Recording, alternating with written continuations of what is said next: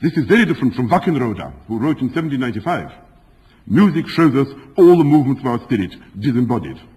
Or of Schopenhauer, who says, the musician reveals to us the intimate essence of the world. He is the interpreter of the profoundest wisdom, speaking a language which reason cannot understand. Neither reason nor indeed anything else, so to speak. That was Schopenhauer's point. Because, in some sense, this music was the expression of the naked will of that internal energy which moves the world, of that inexpressible inner drive or will, which in fact is the essence for him of reality, and which all other arts, to some extent, try to tame, order, arrange, organize, and to that extent, cut into, distort, and kill. And this, of course, is also the view of Tieck and of Schlegel and of all the Romantics, who indeed some were very fond of music. And there are essays by Hoffmann, not only remarkable essays on Beethoven, remarkable essays on Mozart, but also remarkable essays on the actual significance and cosmic, metaphysical significance, let us say, of the tonic and the fifth, which are described as vast giants in glittering arms. He also has a little essay on the true significance of, for example, the chord of A-flat minor, which is a very unlikely thing at that period to have been written about by any member of any other European nation. This then is, so to speak, the attitude towards music, which is abstract, detached from life, direct expression, non-mimetic, non-imitative, and at the furthest possible end to any kind of objective description of anything. Nevertheless, of course, they didn't think that the arts ought to be unbridled, that one should simply sing whatever comes to one's head, paint whatever the mood charges one to paint, or give absolutely completely undisciplined expression to the emotions. They've been charged with this by Professor Irving Babbitt and others, but mistakenly. Schlegel says very clearly, Novalis, I'm sorry, says very clearly, when storms rage in a poet's breast and he is bewildered and confused, gibberish results. A poet must not wander idly all day in search of feelings and images. He must have these feelings and images. Certainly, he must plainly allow these storms to rage, for how indeed can he avoid it? But then he must discipline it, then he must find the proper medium for their expression. Schubert said that the mark of a great composer is to be caught in a vast battle of inspiration in which the forces rage in the most uncontrolled way, and then to keep one's head in the course of the storm and direct the troops. This is quite clearly a far more genuine expression of what artists do than the remarks of the more unbridled romantics, who I think were unaware of the nature of art, inasmuch as they were not artists themselves. Who were these persons who so celebrated the will, who so hated the fixed nature of reality, and who believed in these storms and these untamable, these unbridgeable abysses and these unorganizable streams? It's very difficult to give any sociological explanation, although it ought to be done, for the rise of the Romantic movement.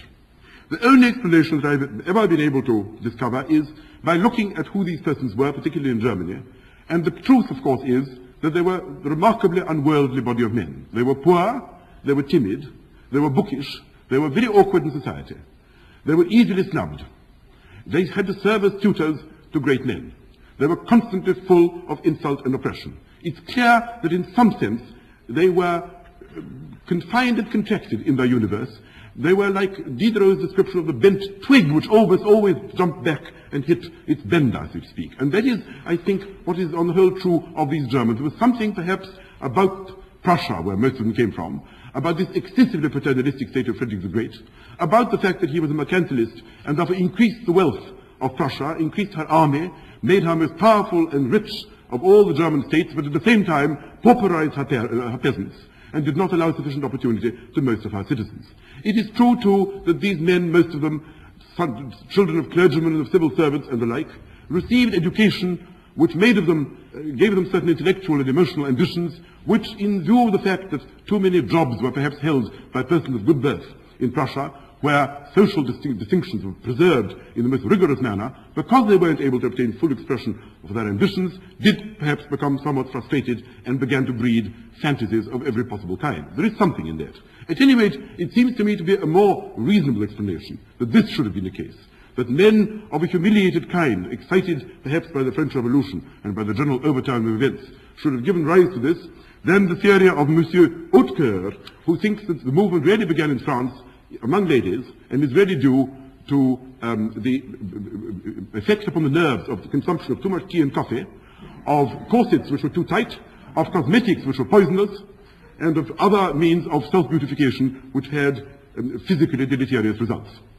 This doesn't appear to me on the whole a theory which is worth pursuing very much further. At any rate, the movement rose in Germany. It arose in Germany, and there it found its truest home. But it traveled. It traveled certainly beyond the confines of Germany. It traveled to every country where there was some kind of social discontent and dissatisfaction, particularly to countries oppressed by small elites of brutal or oppressive or inefficient men, particularly in Eastern Europe, and it found its home, perhaps it found its most passionate expression of all countries, England, where Byron certainly was the leader of the entire Romantic movement, in the sense that Byronism became almost synonymous with Romanticism in the early 19th century. Where Byron, so to speak, how Byron became a Romantic is too long a story, which I don't think I can even attempt to tell, even if I knew it. But there is no doubt that he is a person perhaps best described by Chateaubriand, who said, "The ancients scarcely knew the secret anxiety, the bitterness of strangled passions, all fermenting uselessly. A large political life, games in the gymnasium or on the field of Mars, the business of the forum, public business filled our time and left no place for the appalling and destructive ennui of the heart." That, I think, is certainly Byron's condition, and I think Chateaubriand, who was only perhaps half a romantic, only a romantic in the sense that he was subjective and introspective and tried to make a kind of vague myth out of Christian values to replace the no longer available myths of the ancient world of the Middle Ages, which Chateaubriand seems to me to have described accurately. Chateaubriand is half respectful and half ironical towards this movement. Perhaps the best expression of it was given by a little French jingle, which I shall now read to you, written by an anonymous poet at the beginning of the 19th century. L'obéissance est douce aux vils cœurs du classique. Ils ont toujours quelqu'un pour modèle et pour loi. Un artiste ne doit écouter que son moi, et l'orgueil seul emplit les âmes romantiques. Obedience is sweet to the vile heart of the classic. They always have someone as a model or as a law. An artist must only listen to his own self, and pride alone fills romantic hearts. This is certainly the position of Byron in the emotional and indeed political world of the 19th century. Byron's chief emphasis is upon the indomitable will, and the whole philosophy of voluntarism, the whole philosophy of the fact that there is a world which must be subdued and subjugated by superior persons really takes its rise from him. The French romantics, from Hugo onwards, are really, in a certain sense, disciples of Byron. Byron and Goethe are the great names. But Goethe was a very ambiguous romantic. And although in Faust he created somebody who keeps saying, forward, forward, never stop, never cease, never ask the moment to wait. Over murder, over crime, over every conceivable obstacle, the romantic spirit must forge its way. Although Goethe said that, his later works and his life belied it. Byron acted his beliefs in the most convincing fashion. Let me read you typical lines of Byron which really entered into European consciousness and in a certain sense infected the entire romantic movement.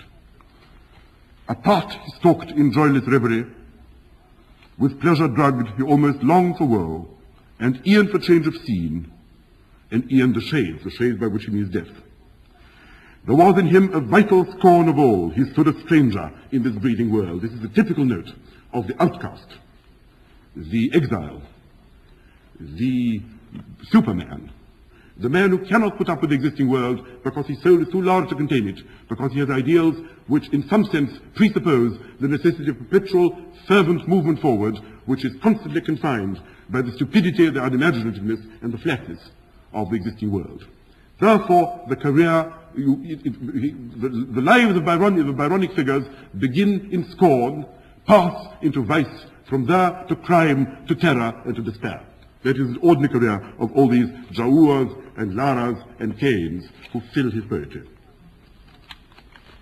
So much he soared beyond or sunk beneath the men with whom he felt condemned to breathe. My spirit walked not with the souls of men, this is Manfred, nor looked upon the earth with human eyes. The thirst of their ambition was not mine, the aim of their existence was not mine. My joys, my griefs, my passions, and my powers made me a stranger. Now, the whole of the Byronic syndrome, so to speak, consists in adhesion to these two propositions, or rather two values, which I tried to expound. One of which is the will, and the other of which is the absence of a structure of the world to which one must, in some sense, make one adjust oneself. And from Byron it passes to others. From Byron it passes to Lamartine, to Victor Hugo, to the French romantics, to Nodier, to the French romantics in general. From them it goes further to Schopenhauer, who sees man as being tossed in a kind of frail bark upon a vast ocean of the will, which has no purpose, which has no end, which has no direction, which man can only resist at his own peril, but with which man can come to terms only if he somehow manages to rid himself of this unnecessary desire to order, unnecessary desire to tidy himself up, unnecessary desire to create a cozy home for himself in this wild and unpredictable element. That is the only way in which he can do it. From Schopenhauer it goes to Wagner, who again, whose whole sermon in The Ring, for example, is the appalling nature of unsatisfiable desire, which must lead to the most fearful suffering and ultimately to the immolation in the most violent fashion of all those who are possessed by a desire which they can at one and the same time neither avoid nor satisfy, and the result of which must be some kind of ultimate extinction. Ultimate, the waters of the Rhine rise and cover this violent, this chaotic, this unstoppable, this incurable disease by which all mortals are affected. That, I think, is the heart of the Romantic movement in Europe. Now, let me go back now and consider, so to speak, again, what the position is with regard to that long catalogue which I attempted to read during the first of these lectures, in the course of which I tried to show that Romanticism appeared on the surface to say everything and its opposite. It appears to me that if I am right at all, then perhaps it is possible to maintain that these two principles, the necessity of the will and the absence of a structure of things, may satisfy most of these criteria, and that the contradictions which appeared so stringent then are not perhaps quite so violent as they may seem to appear.